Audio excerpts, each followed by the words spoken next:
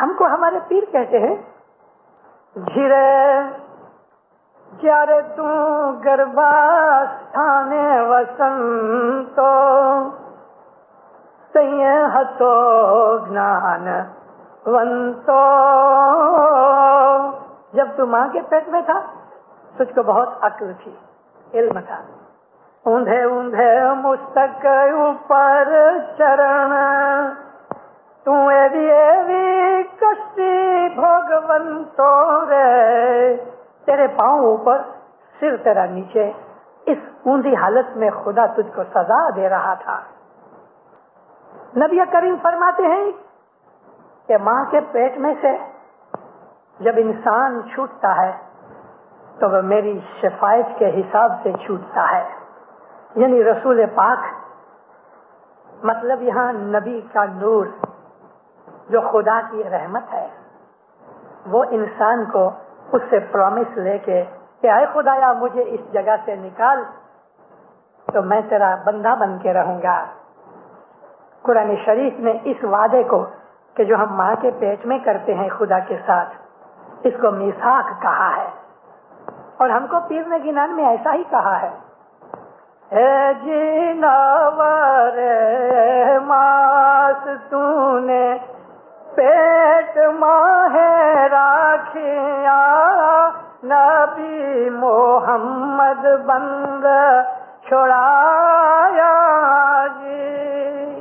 رسول اکرم کی حدیث اس صدر دین کے اس گنان سے ملتی ہے. اور قرآن شریف بھی کہتا ہے کہ وہ وعدہ جو تم نے ماں کے پیٹ میں کیا اس وعدے کو یاد کرو. یہ میثاق ہے کہ جس کو ہم ایگریمنٹ کہتے ہیں. یہ چیز بھی ظاہر کرتی ہے کہ ماں کے پیٹ میں بچے کو سمجھ ہے.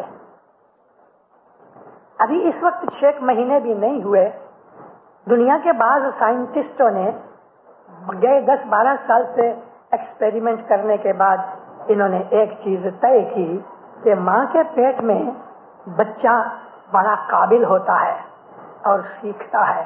اب ایسے کورسز بن رہے ہیں کہ ماں کے پیٹ میں بچے کو سکھایا جائے.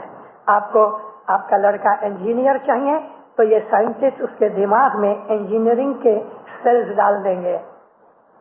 اگر آپ کو آپ کا بچہ چاہیے کہ وہ ایک بہت بڑا اوریٹر بنے تو وہ اوریٹر بن سکتا ہے. آپ کو چاہیے کہ وہ لڑکا کوئی بہت بڑا سائنٹسٹ بنے تو کون سی لائن کا سائنٹسٹ بنے. ماں کے پیٹ میں بچے کے دماغ میں مائکروسکوپک کنڈیشن سے ایسے حالات پیدا کیے جا رہے ہیں کہ وہ بچہ جب ہی پیدا ہوئے تو اس کی آئی کیو جو ہے نا، انٹیلیجنس، وہ اور بچوں سے 8-10 گنا زیادہ ہوئے. پھر صدر دین کا یہ کہنا 600 برس پہلے کہ ماں کے پیٹ میں تو گنان بنتا تھا، آج سائنس اس چیز کو قبول اور پروف دے رہی ہے کر کے. ماں کے پیٹ میں سکھایا جاتا ہے. ہمایوں کی جو وائف تھی، ہمایوں ہندوستان کا بادشاہ تھا، اکبر کا باپ تھا. ہمایوں کی ملکہ زبیدہ حاملہ تھی، بارش ہو رہی تھی اور وہ کچھ سی رہی تھی. سیتے سیتے اس کے پاؤں میں کھجلی ہوئی اور اس کا جو لیفٹ پاؤں ایسا پڑا تھا، ہاتھ میں سوئی تھی. سوئی سے اس نے اپنے پاؤں کو، تلے کو تھوڑا کھجانا شروع کیا. ذرا سا ایک بوند جتنا لہو نکلا. اس کو کچھ آئیڈیا آیا، اس نے اس کے بازو میں ذرا سی سوئی اور لگائی، دوسری بوند نکلی، پھر سوئی لگائی، تیسری بوند نکلی. یوں کرتے کرتے اس نے ایک پھول بنایا اور ہر دفعہ جب اس سوئی لگاوے تو لہو کی چھوٹی سی بوند نکل آوے. اس نے ایک پھول بنایا. اتنے میں ہمایوں آ گیا. ملکہ کیا کرتی ہو؟ کہتی بس میں یوں ہی اپنے پاؤں میں ایک پھول بنا رہی ہوں اور میں چاہتی ہوں کہ میرے بچے کے پاؤں میں ایسا پھول ہوئے. جب یہ اکبر پیدا ہوا تو اس کے لیفٹ پاؤں میں ایسا ہی پھول قدرتی طور پہ تھا. خدا کی قدرتیں کیسی ہیں. ہماری اسماعیلیہ کاؤنسل کا ایک سیکریٹری افریقہ میں ایک گاؤں کے اندر، میں گاؤں کا نام نہیں لیتا ہوں، اس کے گھر میں لڑکی پیدا ہوئی، پہلی لڑکی شادی کے بعد. اور وہ جو لڑکی پیدا ہوئی تو اس کی آنکھیں پھرتی تھی، آنکھوں میں نور نہیں تھا، ہر وقت آنکھیں ایسا پھرتی رہتی تھی. بیچارے ماں باپ دل में दुखी होते थे। खुदा ताला की मर्जी डॉक्टरों वगैरह को बहुत बताया गया, खुदा क्या करना ऐसा कि 1.5 बरस के 2 बरस के बाद एक और बच्चा पैदा हुआ, वो लड़की थी, उसकी भी आंखें इसी तरह थी और वो भी अंधी थी। अब तीसरी दफा जो वो हामिला हुई तो डॉक्टर देखने के लिए आया, बीमार हो गई सख्त, तो बेडरूम में जब ही गया तो वहाँ एक ककू क्लॉक था कि उस क्लॉक में एक लड़की थी, वो ऐसी ऐसी आंखें घुमाती थी। वो डॉक्टर चमक के खड़ा हो गया, उसको कहा, मिस्टर सो एंड सो, तेरी 2 लड़कियों की आंखें क्यों खराब हुई?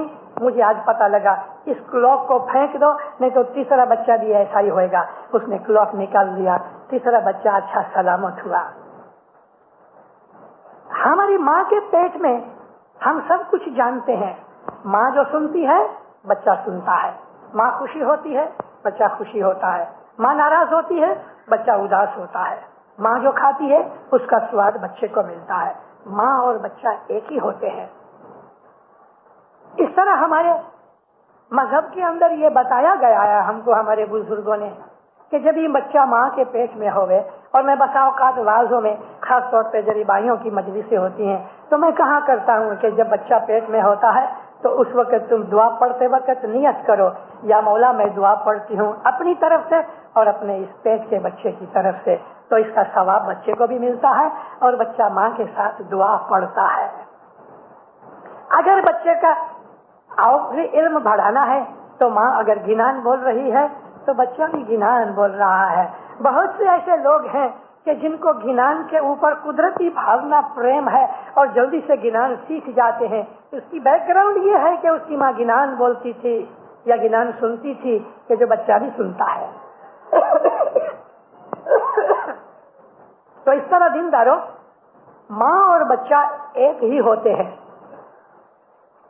बच्चे के पेट की ये जो नाड़ है वो माँ के रहम के साथ लगी होती है। वो 2 नालियां होती हैं, एक बड़ी है एक छोटी है। जो बाहर की नाली है उससे उसको खुराक आती है और जो दरमियान की नाली है उसमें से उसको हवा ऑक्सीजन मिलती है माँ के फेफड़ों में से। और जब भी बच्चा माँ के अंदर पेट में रहता है तो वो जो हवा वाली नाली है उस नाली के जरिए से माँ के फेफड़े और दिमाग के अंदर नर्वस सिस्टम का असर पीठ की जो रीढ़ की हड्डी है इस हड्डी के नीचे तक आता है। और हमारी ये जो नेवल है जिसको हम दुटी कहते हैं, नास कहते हैं उर्दू में, इसके बिल्कुल पीछे एक फूल जैसा है। मैं आपको बड़ी अच्छी बात सुना रहा हूँ। एक फूल जैसा है, इसको हमारे गिनानों में नाभि कमल कहा है। ये नाभि नहीं, नाभि कमल, जो बिल्कुल एग्जैक्टली इसके पीछे रीढ़ की हड्डी के ऊपर है। जो लोग इधर डॉक्टरी यानी मेडिकल डॉक्टर हैं उनको पता होगा कि इस फूल को इंग्लिश में सोलर प्लेक्सिस कहते हैं। इसकी मारिफत से एक किस्म का जंक्शन है जो ये वंक नाड़ में से रीढ़ की, जिसको हम हड्डी कहते हैं, इंग्लिश में स्पाइनल कॉर्ड कहते हैं, उस जगह से पीछे ये जंक्शन में से हमारी हड्डी में यानी रीढ़ की हड्डी के अंदर जो नर्वस सिस्टम है वो हमारे ब्रेन और दिमाग तक आता है। जब हम इबादत करते हैं, जब हम बैतुल ख्याल में बैठते हैं तो हमारी कंसंट्रेशन अगर लग जाए तो हमारे नाक में जो हवा जाती है इसमें ऑक्सीजन है, ये थोड़ी सी हवा अगर ऊपर चली जाए, क्योंकि हमारी आंखों के दरमियान एक छोटी सी कैविटी है, इसका एक रास्ता ऊपर जाता है, वो अमूमन बंद रहता है, हम उसको एक्टिवेट नहीं करते, न कर सकते हैं नॉर्मल हालत में। हम जो सांस लेते हैं नाक में ऐसा जाके नीचे उतर आता है फेफड़े में, लेकिन अगर आप किसी तरीके से वो ऊपर की जो सुराख है उसको जो थोड़ा सा एक्टिवेट कर दो, थोड़ी सी हवा जो उसके अंदर चली जाए तो सारी स्पाइनल कॉर्ड यहाँ तक एक्टिवेट हो जाती है। ये नाभि कमल एक्टिवेट हो जाता है और इसके एक्टिवेट होने से हमारे सारे बदन में इतनी एनर्जी पैदा होती है कि 10 गुना ज्यादा ताकत और एनर्जी आ जाती है। हिंदुओं ने इसको नाम दिया है कुंडलिनी, हमारे गिनानों के अंदर इसका नाम है नाभि कमल। ये नाभि कमल हमको इबादत में काम आता है। अब बच्चा जब पैदा हो गया नाड़ बंद हो जाती है, ये नाभि कमल का भी एक्टिव होना, सिस्टम वगैरह बंद हो जाता है और फिर ये बंद ही रहता है ताकि इंसान इबादत में मेहनत करके इसको एक्टिवेट करे। और जब वो एक्टिवेट होता है तो माँ के पेट की सारी हालत उसको खबर पड़ती है। माँ के पेट में मेरी क्या हालत थी, कौन से पाँव का अंगूठा चूसता था या हाथ का चूसता था, और माँ के पेट में मैं क्या सोचता था। माँ के पेट के अंदर मेरी पास्ट लाइफ का जो रिकॉर्ड था, आपको वो इबादत में मिल सकता है। वो सब चीजें रिकॉर्ड में है। ये सारा रिकॉर्ड लेके बच्चा पैदा होता है, और अगर इस बच्चे को आपने अच्छी तालीम और ट्रेनिंग दी, अगर इस बच्चे को अच्छे माँ बाप के हाथ में दिया गया और वो माँ बाप अकल वाले समझदार हैं, तो इस बच्चे को आप रूहानी हालत में लगा सकते हो। अगर आपने कुछ भूल की तो ये बच्चे का जो रास्ता है ट्रेनिंग बदल जाने से ये बदमाश लुच्चा भी बन सकता है। इस छोटी उम्र में इसकी स्लेट के ऊपर जो लिख दोगे वो हो जाएगा, और अपनी पास्ट लाइफ का तमाम रिकॉर्ड उसके अंदर है, आज भी इस वक्त हमारे दिमाग में है। इबादत वो शय है कि आप न सिर्फ इतना कि माँ के पेट में आपकी क्या हालत थी, बल्कि माँ के पेट में आने से पहले मेरी क्या हालत थी, इसी तरह से मैं कैसे मरूंगा, कहाँ मरूंगा, मरत वक्त मेरी हालत क्या होगी, वो भी हमें मालूम होता है।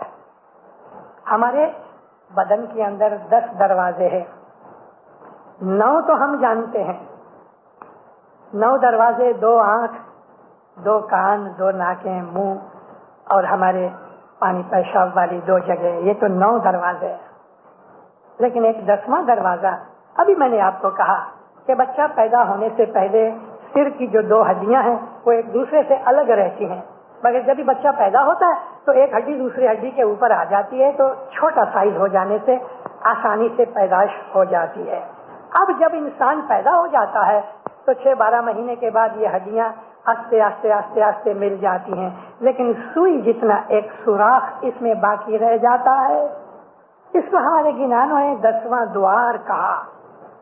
ये वो 10वां द्वार है कि जिसमें से इंसान की रूह बाहर निकलती है। बदन पड़ा रहता है, हार्ट चालू रहता है, नब्ज चालू रहती है, सर्कुलेशन ब्लड का भी जारी रहता है, लेकिन रूह यहाँ से बाहर निकल जाती है और बाहर घूम फिर के जब खुदा वापस उसको इजाजत देता है तो वो दाखिल होती है।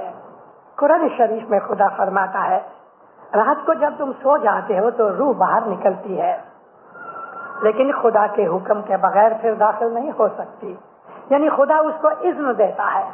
तो ये रूह का बाहर आना और जाना इस वक्त हमारे अख्तियार में नहीं है, क्योंकि उसके ऊपर अल्लाह का अख्तियार है। लेकिन अगर हम खुदा के बताए हुए रास्ते पे अमल करें तो हमारे अख्तियार में आ जाए कि हम जब चाहें अपनी रूह को बाहर निकाल दें, जब चाहें बुला लें,